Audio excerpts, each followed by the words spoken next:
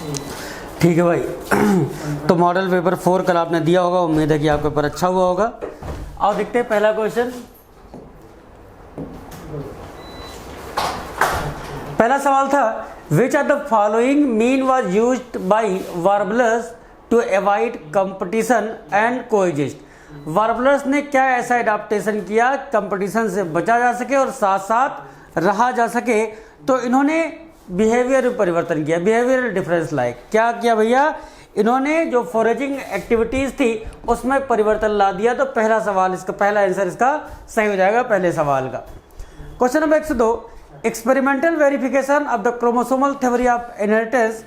जो chromosomal theory of inheritance था, Sutton and बावेरी ने बताया था, उसको एक्सपेरिमेंटल वेरिफिकेशन किया था एक वैज्ञानिक ने, उनका नाम था टी.एच. मॉर्गन। क्या नाम था? टी.एच. मॉर्गन। नेक्स्ट सवाल पर चलते हैं, क्वेश्चन नंबर 103 पर। और देखते हैं क्या है। Which type breeding allow the desirable quality of two different breed to be combined. अगर सेम ब्रीड लेते थे तो इन ब्रीडिंग कहा था या आउट क्रॉसिंग कह दिया था। अलग अलग ब्रीड अगर लेते थे तो हम लोग बोलते थे क्या? Cross breeding. आंसर कौन जाएगा? फोर्थ। और याद करो, दो अलग अलग नस्ल लेते थे। आपको याद होगा हिसारडेल का नाम बीकानेरी एवीज एंड मेरिनो, रैम्स का नाम आपको शायद याद होगा। क्वेश्चन नंबर 104 पर चलते हैं। और क्वेश्चन नंबर 104 क्या कह रहा है? During interaction between sea anemone and clownfish which get benefited. कहते हैं एक ऐसा रिश्ता जो है किसके बीच? सी एनीमोन और क्लॉनफिश के बीच, इसमें किसको फायदा होता है?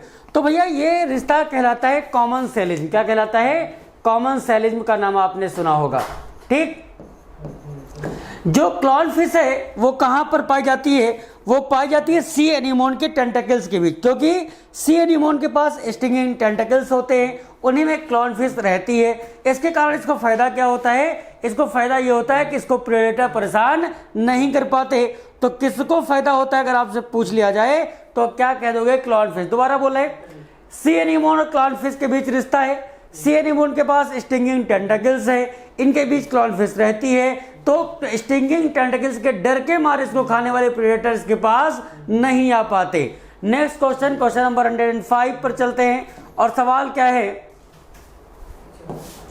एक आपके सामने पिरामिड बना हुआ है और आपको देख के बताना है कि पिरामिड कैसा है, स्टेबल है, डिक्लाइन है, एक्सपेंडिंग है।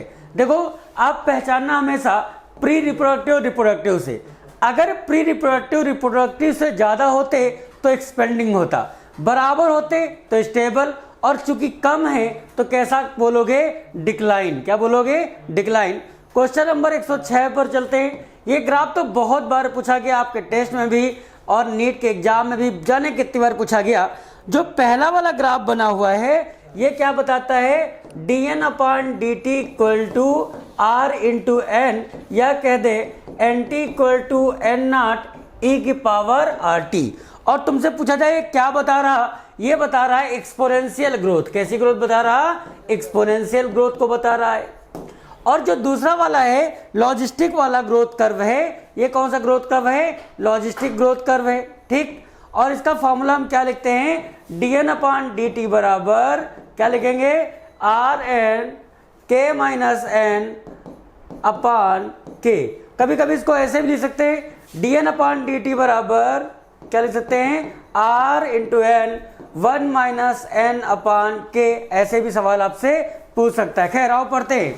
कहते हैं कि बताओ इसमें b क्या बता रहा है, इसके बारे में पूछा गया है। तो b है लॉजिस्टिक ग्रोथ कर्व, और लॉजिस्टिक ग्रोथ कर्व का फॉर्मूला क्या बताया? dn/dt बराबर rn k minus N upon के। वो करेक्शन करा दिए, उसकी पीडीएफ निकाले ना। चलो question number 108, question number 107 sorry, question number 107 क्या है? Lack operon in prokaryotes. तो लैक ओपेरियन अगर प्रोकैरियोट्स में पूछा जाए कि बताओ कैसा होगा, तो कहोगे कि रेगुलेटेड नेगेटिवली। ठीक है, और इज इंड्यूसिबल ओपेरान। ये दोनों बातें सही हैं, लेकिन can not be regulated positively, ये बात गलत लिखी हुई है। क्या पूछा था? Both A and B are correct. पहला आंसर सही हो जाएगा। भैया कभी कभी ये पॉजिटिवली भी रेगुलेट होता है, लेकिन अपने सिलेबस में नहीं दिया है। तो ए बी सही है, लेकिन सी वाला क्या है? गलत। नेक्स्ट सवाल पर चलते हैं, क्वेश्चन नंबर 108 पर चलते हैं भाई। और पढ़ते सवाल क्या कह रहा, सवाल क्या कह रहा है कि just as a person moving from Delhi to Shimla to escape the heat from for the duration of the hot summer, thousands of migratory birds from Siberia and other extremely cold northern region move। जैसे हम लोग गर्मी के मौसम में दिल्ली से शिमला चले जाते हैं, वैसे ही जो साइबेरियन क्रेन है वो चली जाती है ठंडी से नॉर्दर्न रीजन में। और कहाँ पर जाती हैं, तो क्योलाडो नेशनल पार्क, भरतपुर, राजस्थान। चौथा आंसर इसका सही हो जाएगा। क्वेश्चन नंबर 109 कह रहा है कि the component of ecosystem are seen to function as unit when consider which of the following aspect. कहते हैं कोई इकोसिस्टम फंक्शनल यूनिट के तौर पर कब दर्शाया जाएगा, बताया जाएगा, जब उसमें 4 चीजें हों, प्रोडक्टिविटी हो, डिकम्पोजिशन हो, एनर्जी फ्लो हो और न्यूट्रिएंट साइकिल हो। लिखा productivity and decomposition, decomposition energy flow, productivity energy flow, फिर लिखा है productivity, decomposition, energy flow, nutrient cycle. कौन सही हो जाएगा, 109 का सही हो जाएगा, चौथा वाला। नेक्स्ट सवाल पर चलते हैं, क्वेश्चन नंबर 110 पर, और देखते हैं सवाल क्या कह रहा है भाई। सवाल कह रहा है a tall true breeding garden pea plant, true breeding tall है तो capital T, when crossed with a dwarf true breeding, चलो small t, when the F1 plant were self the resulting genotype पूछा है, चलो सेल्फिंग करवाओ, इसका cross करवाओ, क्या आएगा, कैपिटल टी स्मॉल टी। ये F1 जनरेशन है और कहते हैं F1 जनरेशन की क्या करवा दो, सेल्फिंग करवा दो। तो बताओ जीनोटिपिक रेशियो क्या आएगा, क्रॉस करवाओ, capital T small T, capital T small T, क्या आएगा, capital T capital T capital T small T capital T small T small T small T.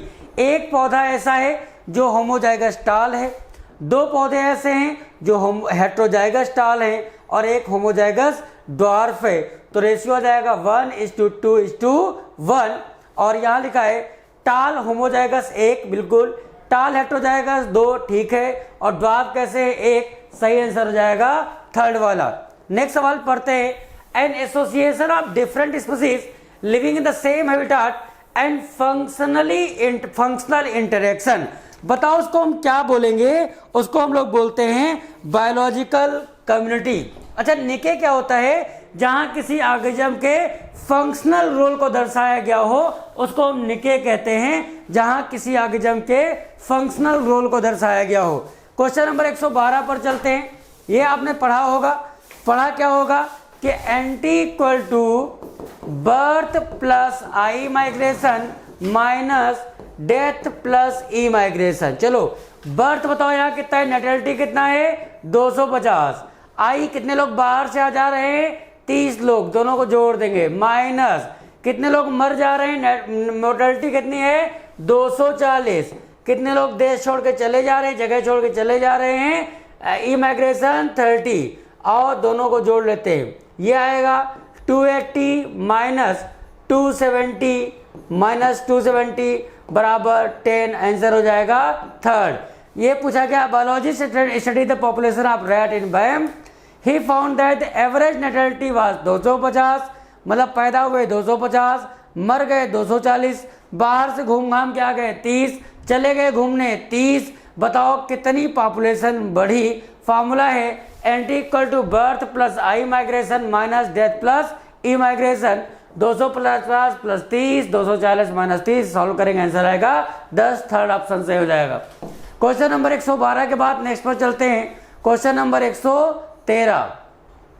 Question number 113 पूछा गया है कि select the correct sequence of step in DNA fingerprinting involve southern blood hybridization using radio labelled VNTR।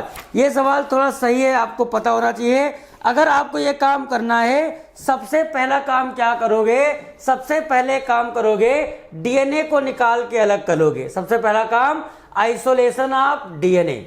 जब DNA को तुमने निकाल के अलग कर लिया तो क्या करोगे, डीएनए को टुकड़े टुकड़े कर दोगे, डीएनए को काटना शुरू कर दोगे, मतलब डाइजेशन ऑफ डीएनए। और काटने के लिए एंजाइम इस्तेमाल करते हैं, कौन सा, रिस्ट्रिक्शन एंडोन्यूक्लियस। नंबर 2 पर ये काम कर लोगे तुम।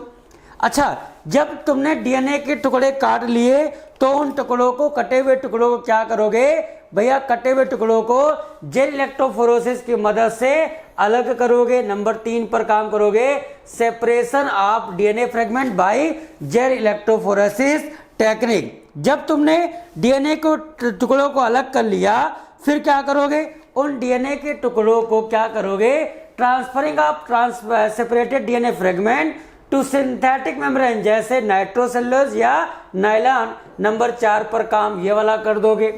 अच्छा, ये भी काम कर लिया।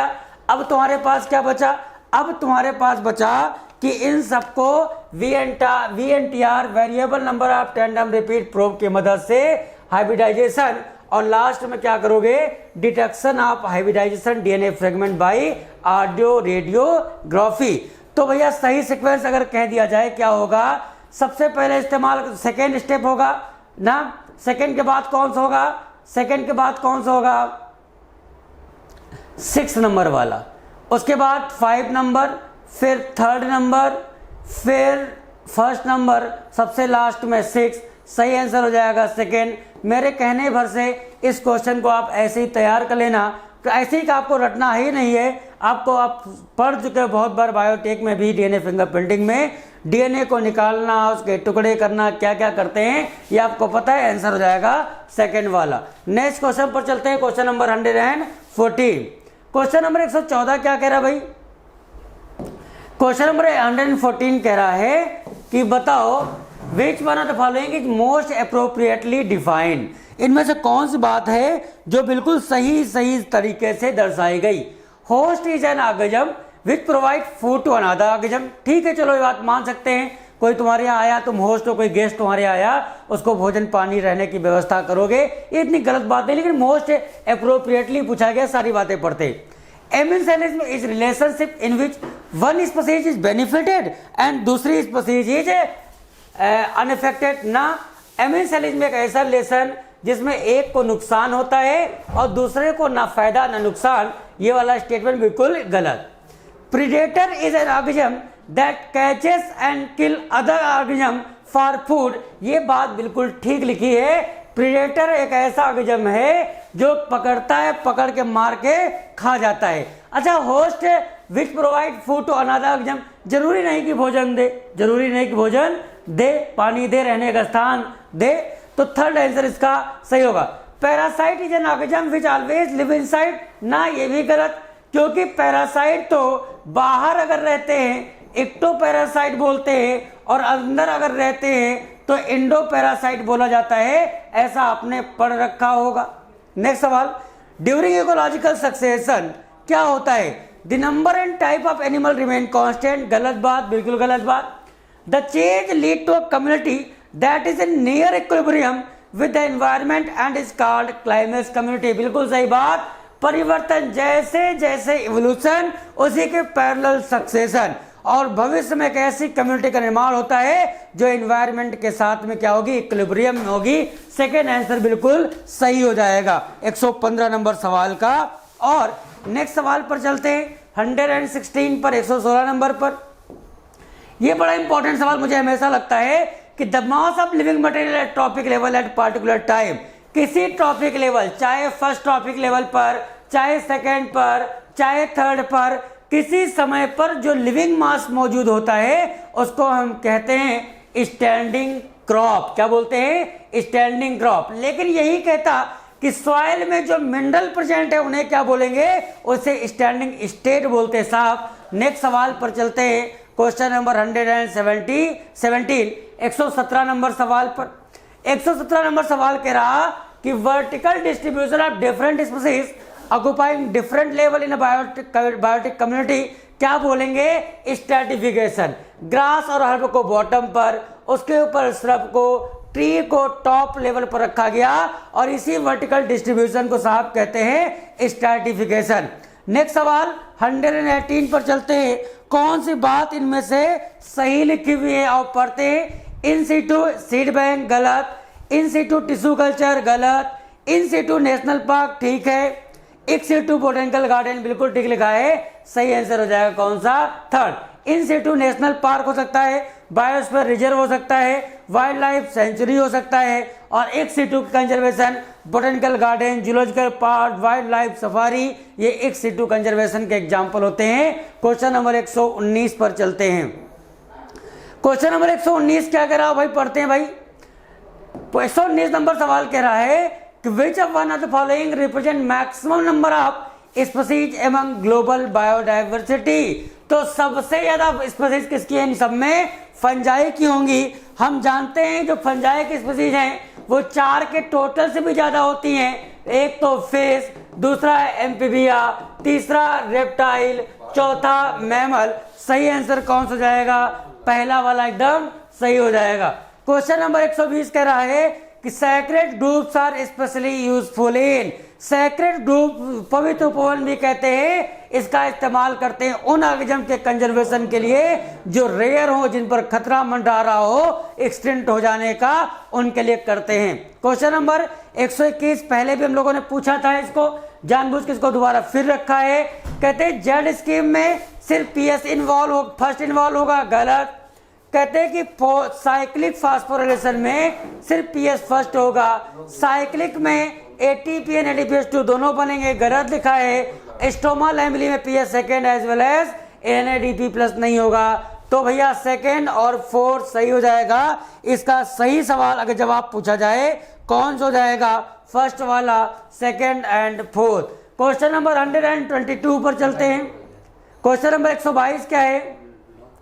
Increase in concentration of toxicant at successive trophic level, इसको कहते हैं बायोमैग्निफिकेशन। जैसे किसका हो सकता है? डीडीटी का हो सकता है, मरकरी का हो सकता है। एक ट्रॉपिक लेवल से दूसरे पर जाएंगे, हायर ट्रॉपिक लेवल पर जाएंगे तो इनकी कंसंट्रेशन बढ़ती चली जाती है, बायोमैग्निफिकेशन कहते हैं। और डीडीटी कंसंट्रेशन बढ़ने के कारण चिड़िया के जो अंडे होते हैं, उनकी जो सेल होती है वो थिन होने लगी, प्री मेच्योर डेथ होने लगी। आपने ऐसा पढ़ा होगा। नेक्स्ट सवाल question number 123, with reference two factor affecting the rate of photosynthesis which of the following statement is not correct. कौन सी बात इसमें सही नहीं लिखी? आओ देखते हैं श्याम भैया, इसका सही जवाब क्या होगा, बता दो। गिरे जा रहे, मतलब सवाल नहीं आएगा तो गिर जाओगे। इंक्रीजिंग नॉट पूछा है, ध्यान देना। Increasing atmospheric CO2 concentration up to 0.05% can enhance CO2 fixation rate, बिल्कुल ठीक लिखा है। In C3 plant respond to higher temperature with enhance photosynthesis while C4 plant have much lower temperature optimum. ये बात क्या लिखी है? गलत लिखी हुई है, यही आंसर हो जाएगा। टोमेटो एक ग्रीन हाउस क्रॉप है, जो CO2 बढ़ाएंगे कंसंट्रेशन तो ईल्ड भी, प्रोडक्टिविटी भी बढ़ जाती है ग्रीन हाउस में। लाइट सैचुरेशन 10% फुल सनलाइट का हो जाएगा। क्वेश्चन नंबर 123 के बाद नेक्स्ट पर चलते हैं 124। स्क्रबर के बारे में पूछा गया है कि स्क्रबर एग्जॉस्ट केमिकल इंडस्ट्रियल किसके लिए करते हैं? SO2 के लिए। आपको याद करो इसमें क्या करते थे? ऊपर से वाटर लाइम का छिड़काव, नीचे से जो गंदी गैस पास करते थे, डस्ट पार्टिकल नीचे बैठ जाते थे, साफ हवा ऊपर निकल जाती थी। और इसके बाद क्वेश्चन नंबर अगला है 125, which one of the following is wrong matching of microbes and its industrial product while the remaining there 3 are correct. Aspergillus niger citric acid, yeast statin, Acetobacter aceti acetic acid, Clostridium botulism से lactic acid नहीं निकालते साहब, इससे क्या निकालते हैं? Butyric acid निकालते हैं। आंसर कौन सा जाएगा? फोर्थ वाला हो जाएगा। नेक्स्ट सवाल पर चलते हैं, क्वेश्चन नंबर 126।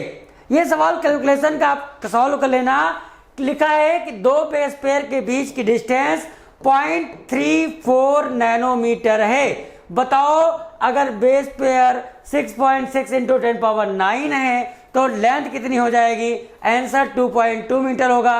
ह्यूमन की बात हमें ऐसा याद है, लेकिन आप सॉल्व कर लोगे। एक के बीच में अगर इतना है तो 6.6 इंटू 10⁹ के बीच में कितना हो जाएगा?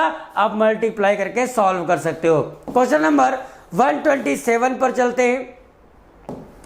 Population ecology is an important area of ecology, जहां पर पॉपुलेशन जेनेटिक्स को जोड़ देते हैं इवोल्यूशन के साथ। आंसर हो जाएगा पहला।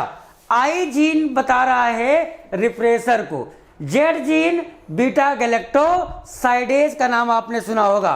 अच्छा, जेड वाई करता है परिमेज के लिए और ए करता है ट्रांस एसिटाइलेज के लिए।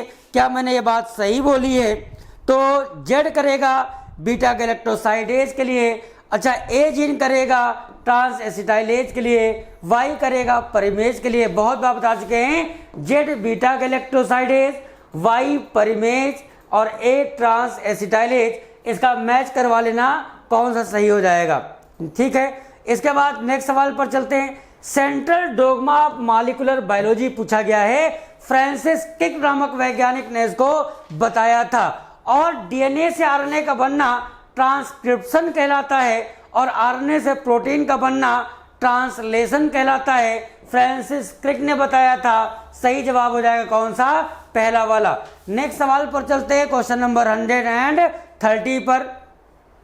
पढ़ो भाई सवाल। तो 130 नंबर सवाल था, बेनिफिशियल एलिमेंट कौन से होंगे? सोडियम, सिलिकॉन, कोबाल्ट, सेलेनियम, बिल्कुल ठीक है।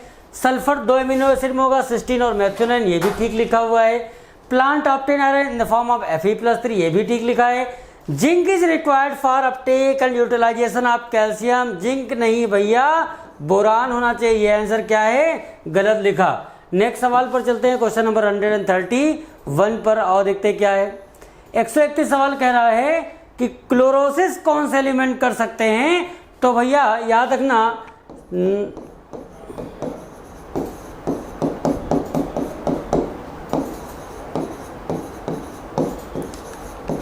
Nitrogen, potassium, magnesium, sulphur, iron, manganese, zinc, molybdenum, ये वो एलिमेंट हैं जो क्लोरोसिस काज कर सकते हैं। मैच करवाओ तो पता चलता है सेकेंड आंसर इसका सही होगा। Nitrogen, potassium, magnesium, sulphur, iron, manganese, zinc, molybdenum, इनकी कमी से क्या हो जाएगा? क्लोरोसिस। और अगली बात है, पत्तियां पीली पड़ जाती हैं। नेक्स्ट सवाल है कि बताओ कौन सी बात सही लिखी है। CW of pure water at standard temperature which is not under any pressure is taken to be 0, बिल्कुल ठीक लिखा है। All solution है lower water potential than pure water, ये बात भी सही है। जैसे जैसे पानी में सल्यूट बढ़ाएंगे वाटर पोटेंशियल घटता चला जाएगा। हर्बेसियस प्लांट है only about 10 to 15% of fresh water dry matter, ये बात भी सही लिखी है। आंसर हो जाएगा 4th वाला। नेक्स्ट सवाल पर चलते हैं, क्वेश्चन नंबर 133। सवाल यह है कि the apoplast the system of adjacent cell wall that is continue throughout the plant except at Caspian stage, बिल्कुल ठीक लिखा है। इन यंग रूट, मतलब apoplast non living, in young root water enter directly into xylem vessel and tracheid, xylem चूंकि dead होता है तो ये भी पाथवे कैसा होगा? एपोप्लास्ट। दोनों बातें सही लिखी, आंसर हो जाएगा पहला वाला। नेक्स्ट सवाल पर चलते हैं, क्वेश्चन नंबर 134 पर। Decomposition of organic nitrogen of dead plant and animal into ammonia is called ammonification, ठीक लिखा है। डिनाइट्रिफिकेशन, 2 बैक्टीरिया स्यूडोमोनास और थायोबैसिलस, ये भी ठीक लिखा है। दोनों आंसर सही है, ऑप्शन हो जाएगा कौन सा? पहला वाला। नेक्स्ट सवाल पर चलते हैं, क्वेश्चन नंबर 135। 135 नंबर जब सवाल की हम बात करते हैं तो बड़ा अच्छा सा सवाल है, ध्यान देना इस बात पर। वैक्जुलरी एस्टिवेशन में पोस्टीरियर वाला बड़ा लार्जेस्ट स्टैंडर्ड, 2 बगल में विंग्स और एंटीरियर साइड में कील या करीना, ये बात बिल्कुल सही लिखी है। Floral formula for Liliaceae zygomorphic नहीं होगा, एक्टिनोमॉर्फिक होना चाहिए। स्टामेन 3 नहीं 3+3 होंगे, पेटल से टेपल से जुड़े होते। इन पी फ्लावर स्टामेन्स आर मोनोएडल्फस, कहते हैं कि मटर में स्टामेन मोनोएडल्फस नहीं होते बल्कि डायएडल्फस होते हैं। The flow formula for Solanaceae क्या लिखा है? एक्टिनो बाइसेक्सुअल सेपल 5, एकदम सही लिखा हुआ है। ए और डी सही हो जाएंगे, बाकी 2 बी और सी गलत हो जाएंगे। आंसर सही हो जाएगा डी वाला। 135 के बाद क्वेश्चन नंबर 136 पर चलते हैं भाई। अच्छे अच्छे सवाल दिए देखना। Alternate type of phyllotaxy is found in CMS, China rose, mustard and sunflower. चलो आगे पढ़ते हैं। अपोजिट टाइप की पाई जाती है कैलोट्रोपिस और गुआवा में, ये भी सही लिखा है। और वोल्ट टाइप की पाई जाती है अल्स्टोनिया में, ये भी सही लिखा है। पिनेटली कंपाउंड लीफ नीम में नहीं होती, कहाँ होती हैं? सिल्क कॉटन में, ये वाली बात गलत लिखी है। In opposite type of phyllotaxy 2 pair of leaf rises each note ना, एक नोट पर एक पत्ती, तब अपोजिट बनता है, ये वाली बात भी गलत है। ए बी सी सही है, ए बी सी सही है, डी ई इनकरेक्ट है, आंसर हो जाएगा थर्ड वाला। नेक्स्ट सवाल पर चलते हैं, question number 137। Cleistogamous flower are कभी नहीं खुलते हैं, बाइसेक्सुअल होते हैं, हमेशा ऑटोगैमी होती है, इकोलॉजिकली स्लो क्रॉस पोलिनेशन गलत लिखा है। 1 2 3 करेक्ट है, आंसर हो जाएगा कौन सा? पहला वाला। नेक्स्ट सवाल पर चलते हैं, क्वेश्चन नंबर 138। पोलन ग्रे, अगर हवा से पॉलिनेशन हो रहा है, एनीमोफिली की बात करी जाए तो यहाँ पर जो पोलन ग्रेन होंगे छोटे छोटे होंगे, लाइट होंगे। और पोलन ग्रेन की बात करें, एक ओवरी में एक ओव्यूल होगा, ये भी सही लिखा है। In grasses pollination occurs through air, एकदम सही लिखा है। 1 2 3 सारे के सारे क्या हैं? सही लिखे हैं। 138 का आंसर हो जाएगा all are correct. Castor, coconut, wheat, pea, bean, maize, इनमें नॉन एंडोस्पर्मिक सीड आपको बताना है। और पी और बीन कैसे होंगे? नॉन एंडोस्पर्मिक, आंसर हो जाएगा सेकंड वाला। नेक्स्ट सवाल पर चलते हैं, क्वेश्चन नंबर 140 पर। ये हमसे कोई पूछ भी रहा था, geitonogamy genetically equivalent to self pollination, बिल्कुल ठीक लिखा है। क्यों? प्लांट नहीं बदलता है, सेम प्लांट के अलग अलग फ्लावर में हो सकता है जिटोनोगैमी। अगला, autogamy occurs in bisexual flower. Xenogamy genetically different type of pollen grain to stigma of same species. सारी की सारी बातें सही लिखी हैं। 140 का आंसर हो जाएगा थर्ड वाला। क्वेश्चन नंबर 141 पर चलते हैं। HIV that causes AIDS first start destroying, सबसे पहले प्रभावित करना, मारना शुरू करता है हेल्पर टी लिम्फोसाइट को। किसको? हेल्पर टी लिम्फोसाइट को मारना स्टार्ट कर देता है। The phenomenon wherein the ovary develop into fruit without fertilization, parthenocarpy कहते हैं इसको। और 142 के बाद अगला सवाल है question number 143 143, which is useful in providing information for identification name of species found in area। और ये सवाल याद रखना, इसको पहली बार टेस्ट में पूछा है, इसको हम कहते हैं मैनुअल। किसी एरिया में पाए जाने वाले पौधे के जो आइडेंटिफिकेशन, नाम के आइडेंटिफिकेशन की जानकारी देता है, उसको क्या बोलते हैं? मैनुअल। किसी सिंगल टेक्सान के बारे में जानकारी था मोनोग्राफ। किसी एरिया में पाए जाने वाले पौधों के बारे में संपूर्ण जानकारी, उनके डिस्ट्रीब्यूशन, हैबिटाट, तो फ्लोरा कहलाता है। अबाउट वायराइट कौन सी बात गलत लिखी है? तो इसको टियोडाइनर ने 1971 में खोया था, बिल्कुल ठीक लिखा है। Potato spindle tuber disease tobacco mosaic disease cause करता है, ये गलत लिखा है। आरएनए का मॉलिक्यूलर वेट होता है, आरएनए का जेनेटिक मटेरियल होता है और मॉलिक्यूलर वेट लो होता है, एकदम सही लिखा है। और आरएनए के ऊपर कोई प्रोटीन की कवरिंग नहीं पाई थी, ये भी सही लिखा है। आओ बात करते हैं नेक्स्ट क्वेश्चन की। क्वेश्चन नंबर 145 145 पर चलते हैं। An elaborate network of filamentous proteinaceous structure present in cytoplasm, well, which help maintain the cell shape, इसको हम कहते हैं साइटोस्केलेटन। कल भी हमने ऐसा ही सवाल एक्सप्लेन किया था, इसको रिपीट किया है, आप इसको ध्यान रखना। पेप्टाइड बॉन्ड कैसे बनेगा? ये एमिनो एसिड लिखा है, कार्बोक्सिलिक ग्रुप लिखा हुआ है, यहाँ एल्काइल लिख दिया, NH2 लिख दिया और हाइड्रोजन लिख दिया। दूसरा एक और हमने लिख दिया एमिनो ग्रुप, ये एमिनो एसिड NH2, यहाँ चलो कार्बोक्सिलिक लिख दिया, यहाँ हाइड्रोजन, यहाँ पर एल्काइल। एक का कार्बोक्सिलिक, दूसरे का एमिनो ग्रुप, इससे बनता है ना carboxylic group of one amino acid react with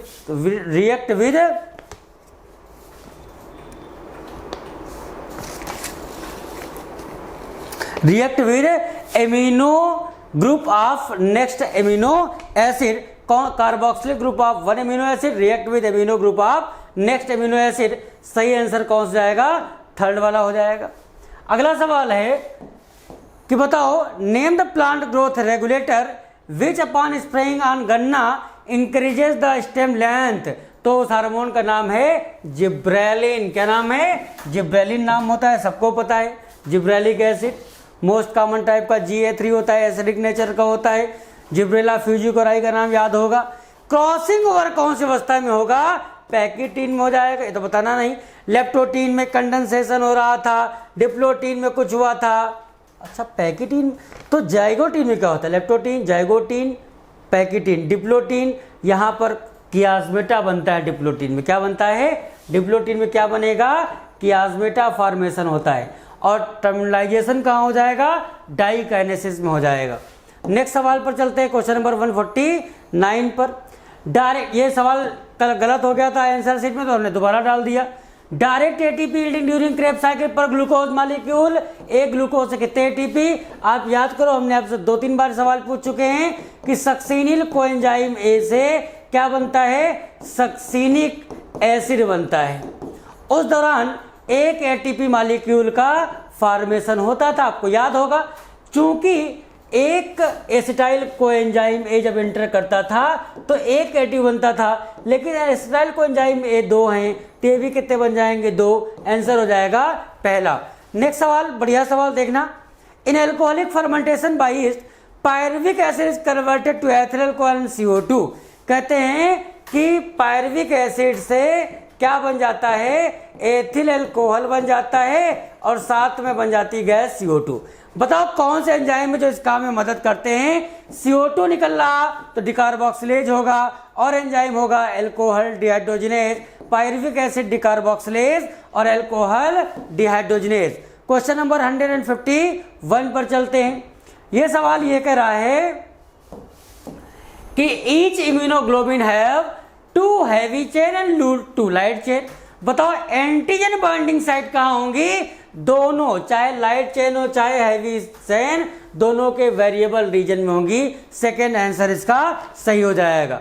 in the given list how many factor are not included in physiological barrier? कौन कौन से हैं? देखो, acid in stomach, saliva in mouth, 2 होंगे। टोटल कितने दिए? 1 2 3 4 5, तो 3 नहीं होंगे।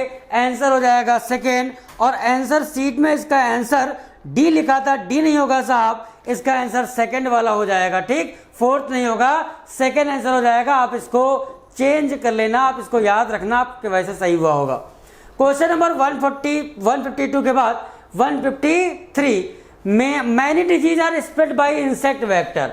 One such major vector is mosquito which spread all of the following disease except. Dengue कौन फैलाएगा? मच्छर।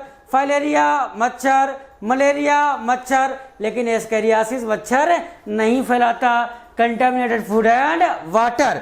अच्छा, यहीं पर अगर आपसे ये सवाल पूछ लिया जाता कि ये साहब बता दो डेंगू कौन सा मच्छर फैलाता है, तो आपने नाम सुना होगा एडिस।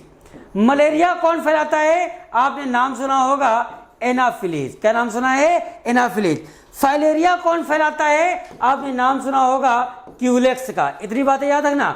डेंगू कौन फैलाएगा? Aedes. Filaria Culex, malaria Anopheles. Next सवाल पर चलते हैं, क्वेश्चन नंबर 154। थैलेक्वाइड क्या होते हैं भैया? 154 थैलेक्वाइड क्या होते हैं? अरे फ्लैट सिक्के नुमा स्ट्रक्चर होते हैं, स्ट्रोमा में पाए जाते हैं। ठीक। क्रिस्टी क्या होते हैं भैया? क्रिस्टी फोल्डिंग होती है माइटोकांड्रिया में, इनफोल्डिंग इन माइटोकांड्रिया। तो ए में हो गया थर्ड, बी में हो गया fourth. Cisternae descriptive structure गाल्जी operators में, इसका हो गया फर्स्ट। क्रोमैटिन डीएनए का कंडेंस फॉर्म होता है, इसका हो गया फर्स्ट। 3 4 1 3 4 1 2 3 4 1 2 सही आंसर हो जाएगा फोर्थ वाला। नेक्स्ट सवाल पर चलते हैं, क्वेश्चन नंबर 155। बताओ लिपिड सिंथेसिस के लिए मेजर साइट कौन है? SCR, smooth endoplasmic reticulum. एक पेशेंट है जिसको एड्स हो गया है, बताओ which diagnostic technique will be very useful to its detection? Widal test करोगे, अल्ट्रासाउंड करोगे, MRI करोगे या एलिजा टेस्ट करवाओगे? इन सब से थोड़ी इंटरनल आकर तुम्हें पता चल पाएगा कि एक भैया कैंसर हो गया, क्या हो गया, कि एड्स हो गया। नेक्स्ट बात करते हैं, चलो क्वेश्चन नंबर 157। कहते हैं कि in malignant tumour the cell proliferate, grow rapidly and move to other part of the body to form new tumour. This stage of disease is called, इसको हम कहते हैं एक तो मेटास्टेसिस, दूसरा कहते हैं मैलिग्नेंट ट्यूमर की सबसे खतरनाक ये प्रॉपर्टी है मेटास्टेसिस। चौथा आंसर इसका हो जाएगा मेरे हिसाब से। बताओ एक फैट में कितने ग्लिसरॉल और कितने फैटी एसिड पाए जाते हैं? एक फैट में एक ग्लिसरॉल होगा तो फैटी एसिड कितने हो जाएंगे? 3 हो जाएंगे। चौथा आंसर इसका बिल्कुल सही हो जाएगा। और नेक्स्ट सवाल पर चलते हैं, क्वेश्चन नंबर 159। ये बहुत बार पूछ लिया है इसलिए आज हम उसको बताने का मन नहीं है। लिप्स लूप क्या है? Non medicated. अच्छा LNG-20 क्या है? Hormone releasing. ये क्या है? Copper releasing. सही आंसर हो जाएगा थर्ड वाला। कहते हैं कि द अंडरगो साइक्लिक चेंज, किसमें साइक्लिक चेंज होगा? इंडोमेट्रियम। वाइल बताओ भयानक कॉन्ट्रेक्शन किसमें होगा? मायोमेट्रियम में भयानक कॉन्ट्रेक्शन होता है तो इंडोमेट्रियम, मायोमेट्रियम। सही आंसर हो जाएगा 4। 160 के बाद 161। Which of the following is correct about human reproduction? आओ पढ़ते भाई, क्या सही? Saheli's new steroid contraceptive non steroid होती है भैया। पहला वाला क्या है? गलत लिखा है। पहला वाला क्या है? गलत लिखा है। ठीक। Amniocentesis is carried out to know the chromosomal pattern from the sample taken from the amniotic fluid। बिल्कुल सही लिखा हुआ है, यही आंसर हो जाएगा। Ovulation is facilitated by breastfeeding, गलत है। और combination of progesterone estrogen injected और इम्प्लांटेड स्किन, इमरजेंसी के समय थोड़ी इम्प्लांट करते हैं भैया, ये भी क्या है? गलत। आंसर सही हो जाएगा सेकेंड वाला। नेक्स्ट सवाल क्वेश्चन नंबर 162। आओ पढ़ते हैं, क्या भाई बातें? Tight junction help to stop substance from leaking across a tissue, बिल्कुल ठीक लिखा है।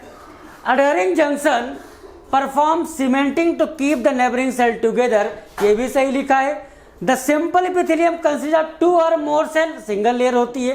Columnar epithelium is made up of single layer of flattened cell, नहीं होती भैया, खंबे जैसी सेल होती है। ये दोनों गलत, पहला दूसरा सही, तो 2 सही आंसर हो जाएगा कौन सा?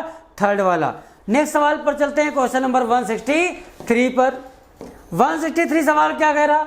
बताओ ह्यूमन में सबसे ज्यादा एनिमल मोस्ट अबंडेंट प्रोटीन कौन होगा? कोलेजन होगा। सेकेंड आंसर सही हो जाएगा। और अगला सवाल, female reproductive cycle are given below, arrange the in proper sequence. भैया आपको याद होगा सबसे पहले आपने नाम सुना था ओगोनिया। ओगोनिया में होती है मियोसिस, और मियोसिस होती तो बन जाते हैं क्या? Primary oocyte। और प्राइमरी oocyte तो बनते हैं लेकिन मियोसिस कंप्लीट नहीं होती, प्रोफेज फर्स्ट में क्या होती है? अरेस्ट हो जाती है। इस प्राइमरी oocyte के ऊपर क्या होता है? ग्रेनुलोसा सेल की एक सिंगल लेयर बन जाती है और इसको हम क्या बोलते हैं? इसको हम बोलते हैं प्राइमरी फॉलिकल। क्या बोलते हैं? Primary follicle. इसके ऊपर फर्दर क्या होगा? और लेयर बन जाएंगी ग्रेनुलोसा सेल की, 2 3 4 लेयर बन जाएंगे, कई लेयर बन गई। अब बोल दिया इसको सेकेंडरी फॉलिकल। सेकेंडरी फॉलिकल के बाद क्या होगा? और लेयर इसके ऊपर बन जाएंगी टर्सरी फॉलिकल। क्या बन जाएगा? Tertiary follicle. ठीक, टर्सरी फॉलिकल तो बन गया। इसके बाद क्या होगा? इसमें होगी मियोसिस और इससे बन जाएगा सेकेंडरी oocyte। क्या बन जाएगा? Secondary oocyte। अनइक्वल डिवीजन हुआ था, फिर ग्राफियन फॉलिकल, उसके बाद कॉर्पस ल्यूटियम। तो सही आंसर हो जाएगा इसका कौन सा? थर्ड वाला। देख लेना एक बार। Oogonia primary oocyte, primary oocyte के ऊपर सिंगल सेल ग्रेनुलोसा सेल की प्राइमरी फॉलिकल, और लेयर सेकेंडरी, और लेयर टर्सरी, फिर डिवीजन हुआ सेकेंडरी oocyte, अनइक्वल डिवीजन हुआ था, फिर ग्राफियन फॉलिकल, और ग्राफियन फॉलिकल पड़ गई तो कॉर्पस ल्यूटियम। और इसके बाद का क्वेश्चन नंबर 165 सवाल और देखते हैं क्या है भैया। 165 सवाल कह रहा है कि the method of directly injecting a sperm into ovum is assisted by reproductive technology is called ICSI, intracytoplasmic sperm injection. बताओ सारी बातें पढ़ो किसके लिए सही है। हुक्स और सकर प्रेजेंट है पैरासाइट में, कुछ ऐसे हैं जो डायरेक्ट भोजन एब्जॉर्ब कर लेते हैं बॉडी सरफेस से, फर्टिलाइजेशन इंटरनल है, डेवलपमेंट लार्वा के थ्रू हो रहा। ऐसी कहानी किसके लिए सही है? प्लैटीहेल्मिन्थीज के लिए। और बात करते हैं क्वेश्चन नंबर 167, और 167 सवाल में आपको पढ़ के बताना है कि कौन सी बात सही और कौन सी गलत। लिखा है कोएंजाइम्स आर मेटल आयन। अरे ना भैया, कोएंजाइम्स होते हैं ऑर्गेनिक कंपाउंड, टाइटली बॉन्ड नहीं होते, इनकी बॉन्डिंग ट्रांजिएंट होती है आवश्यकता पड़ने पर। A complete catalytic active enzyme with its bound prosthetic group apo enzyme ना। अरे भैया, होलो एंजाइम बराबर apo enzyme plus cofactor. Apo enzyme protein वाला पार्ट, कोफैक्टर ऑर्गेनिक या मेटल आयन हो सकते हैं। तो दोनों बातें यहां गलत लिखी हैं, आंसर हो जाएगा चौथा। नेक्स्ट सवाल पर चलते हैं, क्वेश्चन नंबर 168। आइए, मैचिंग का सवाल है, कल भी हमने पूछ लिया था, रिपीट भी कर दिया, जानबूझ के रिपीट करते हैं, ऐसा नहीं रिपीट हो जाता है। इकाइनस को हम क्या बोलते हैं? Sea urchin. कुकुमेरिया को सी कुकुम्बर, एंटीडॉन को सी लिली, ओफायरा को ब्रिटल स्टार, एस्टेरियास को स्टार फिश। मैच आप करवा लेना। क्वेश्चन नंबर 169, क्वेश्चन नंबर 169, बताओ कौन सी बात गलत लिखी है? In urochordate notochord is present only in larval tail, बिल्कुल ठीक लिखा है। In cephalochordate notochord is present in head region only, head में भी होगा, टेल में भी होगा और पूरे जीवन काल होगा। ये बात क्या है? गलत। वर्टिब्रेट में notochord replace by vertebral column, सही है। All vertebrate are chordate but chordates are not vertebrate, ये भी सही लिखा है। आंसर कौन सा हो गया? सेकंड।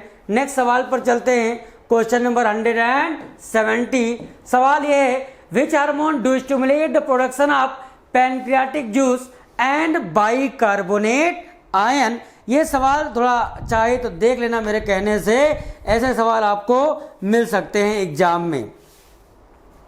देखो भैया, जो कोलिसिस्टोकाइनिन होता है ये काम करता है पैनक्रियास पर और गॉलब्लैडर पर। पैनक्रियास से पैनक्रियाटिक जूस निकलवाता है और सिक्रेटिन काम करता है पैनक्रियास के एक्सोक्राइन वाले पार्ट पर, वहां से वाटर निकलवाएगा और बाइकार्बोनेट आयन निकलवाएगा। सही आंसर हो जाएगा इसका कौन सा? थर्ड वाला। क्वेश्चन नंबर 171 पर चलते हैं। 171 सवाल कौन सा कह रहा भैया? All living member are ectoparasite on some fishes in cyclostomata का नाम आपने जरूर सुना होगा। साइक्लोस्टोमेटा के बारे में आपको कुछ बातें बताएं। इनकी बॉडी इलोंगेटेड होती है, इनकी बॉडी इलोंगेटेड होती है। इनमें गिल स्लिट्स पाए जाते हैं और याद रखना गिल स्लिट की संख्या 6 से लेकर 15 जोड़ी तक हो सकती है। सकिंग और सर्कुलर टाइप के माउथ पाए जाते हैं। क्लोज टाइप का सर्कुलेटरी सिस्टम पाया जाता है साइक्लोस्टोमेटा में। यूनिवर्स कितना पुराना है? तो यूनिवर्स 20 बिलियन साल पुराना है और अर्थ की ओरिजिन हुई थी 4.5 बिलियन साल पहले, और अर्थ की ओरिजिन के 500 मिलियन साल बाद कौन आया? जीवन आया था यहां पर। क्वेश्चन नंबर 173, बताओ फर्स्ट नॉन सेलुलर लाइफ कितने साल पहले ओरिजिनेट हुई थी? फर्स्ट नॉन सेलुलर लाइफ पूछे 2 बिलियन साल पहले, फर्स्ट सेलुलर लाइफ पूछे, सॉरी फर्स्ट नॉन सेलुलर पूछे 3 बिलियन पहले, फर्स्ट सेलुलर लाइफ पूछे 2 बिलियन साल पहले आई थी, ऐसा आपने सुन रखा था।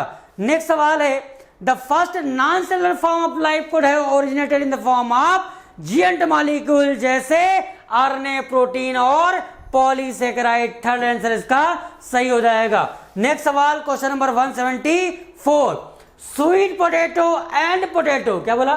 स्वीट पोटैटो एंड पोटैटो ये होमोलॉगस है या फिर एनालॉगस स्ट्रक्चर है? इन दोनों की ओरिजिन अलग होती है।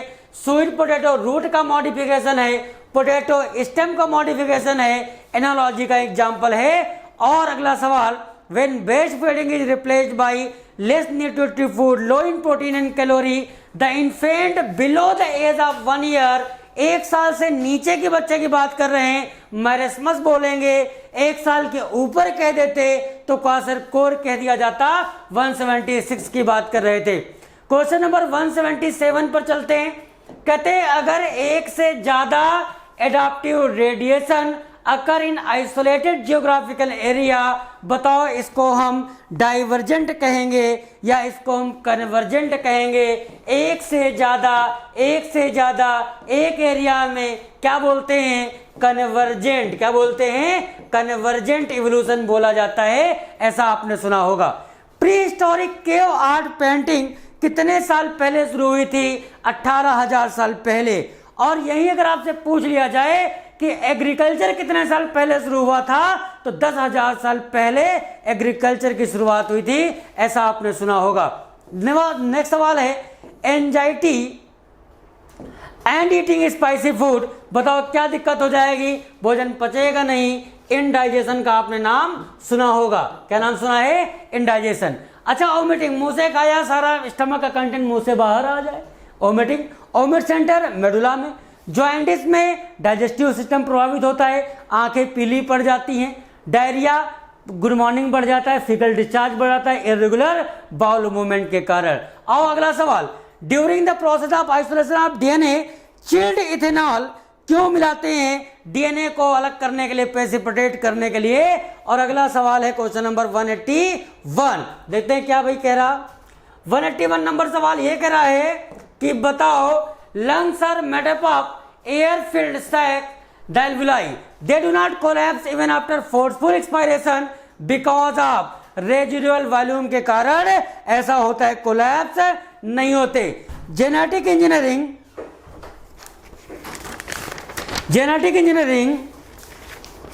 Is possible because, genetic engineering possible क्यों पाई? क्योंकि डीएनए को काटने के लिए हम कैंची ढूंढ पाए, और कैंची को कहते हैं रिस्ट्रिक्शन एंडोन्यूक्लियस। पहली वाली बात बिल्कुल सही हो जाएगी। क्वेश्चन नंबर 182 के बाद नेक्स्ट पर चलते हैं। क्वेश्चन नंबर 183, ऐसी कौन सी बीमारी आकाश भाई जो सिगरेट पीने की वजह से होती है? एम्फाइसेमा। और एम्फाइसेमा सिगरेट पीने की वजह से बीमारी जिसमें रेस्पिरेटरी सरफेस क्या होगा? घट जाता है। नेक्स्ट सवाल, which of the following is based upon principle of antigen antibody interaction? ELISA test का नाम सुना होगा। और कंपेटेंट का मतलब क्या होगा? कंपेटेंट का मतलब होगा कि इस लायक सेल को बना दे जिससे कि डीएनए आराम से सेल वॉल के रास्ते एंटर कर जाए। 185 का सही हो जाएगा कौन सा? थर्ड वाला। नेक्स्ट सवाल है क्वेश्चन नंबर 186। और 186 सवाल मैचिंग का सवाल है। ABCD आपको यहां पर मैच करवाना है। आओ सबके नाम हम लिख देते हैं भैया, ABCD सबके नाम लिख देते हैं। बताओ ये क्या है? ये तो है, आपको पता होगा, एक्वस चैम्बर। ये क्या है? Aqueous chamber. अच्छा, एक्वस चैम्बर क्या होता है? Space between cornea and lens क्या कहलाएगा? Aqueous chamber. अच्छा, ये क्या है? ए क्या है? रेटिना।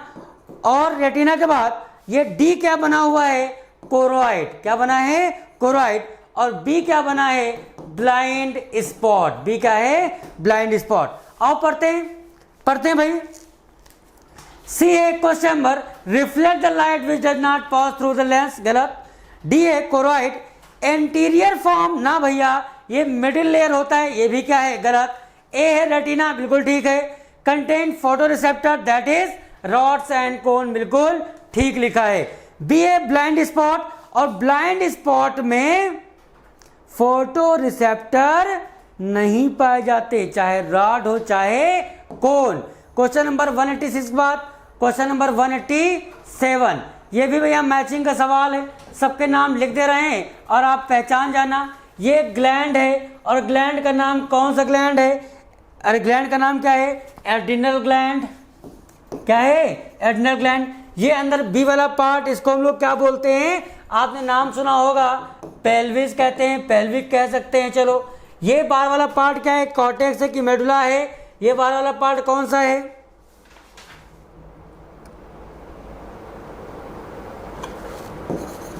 और ये क्या बना हुआ है? कॉर्टेक्स। मैचिंग का सवाल है, आप मैच करवा लेना, सारे नाम ने लिख दिए। क्वेश्चन नंबर 188, ये बड़ा अच्छा सवाल है, इस पर ध्यान देना। और मेरे हिसाब से इससे सवाल कोई ना कोई पूछा जाएगा। पिट्यूटरी ग्लैंड, और पिट्यूटरी ग्लैंड से हार्मोन निकलता है एडीएच। प्रभावित कैसी कौन सी बीमारी हो जाती है? Diabetes insipidus. थायराइड ग्लैंड की बात करी जाए तो अगर हाइपरथायराइडिज्म हो जाए तो एक्सोथैल्मिक ग्वाइटर या ग्रेव्स डिजीज कहते हैं। एड्रिनल ग्लैंड, एड्रिनल ग्लैंड से कुछ निकलता है, इंसुलिन कहते हैं, और इंसुलिन की कमी हो जाए तो डायबिटीज मेलाइटस हो जाएगा। फिर लास्ट में पैंक्रियास से कुछ निकलता है, सॉरी गलती हो गई, पैंक्रियास से कुछ निकलता है इंसुलिन, जिसकी कमी से डायबिटीज मेलाइटस हो जाएगा। एड्रिनल ग्लैंड, एडिसन डिजीज का नाम याद रखना, और एड्रिनल ग्लैंड से ये एडिसन डिजीज मतलब क्या है? एड्रिनल कॉर्टेक्स से हार्मोन निकलते हैं, अगर वो हार्मोन कम निकलने लगे तो बीमारी हो जाती है कौन सी? Edison disease. दोबारा बोले, पिट्यूटरी ग्लैंड एडीएच, क्या? एडीएच, बीमारी डायबिटीज इंसिपिडस।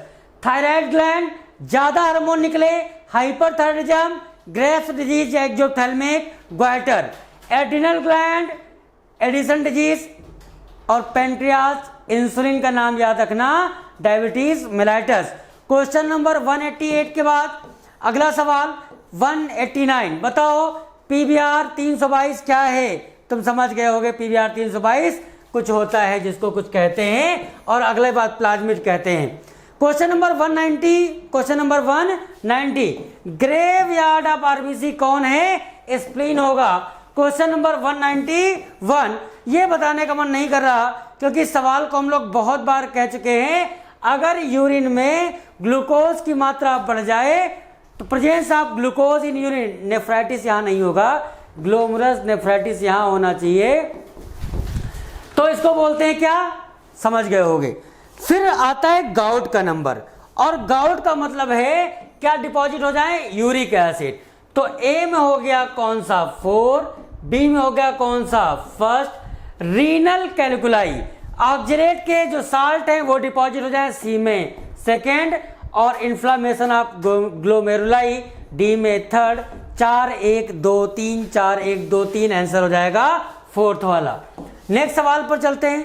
क्वेश्चन नंबर 192, बताओ कि अनमास्किंग साइट क्या आंसर हो जाएगा? परनाइनिक कैल्शियम।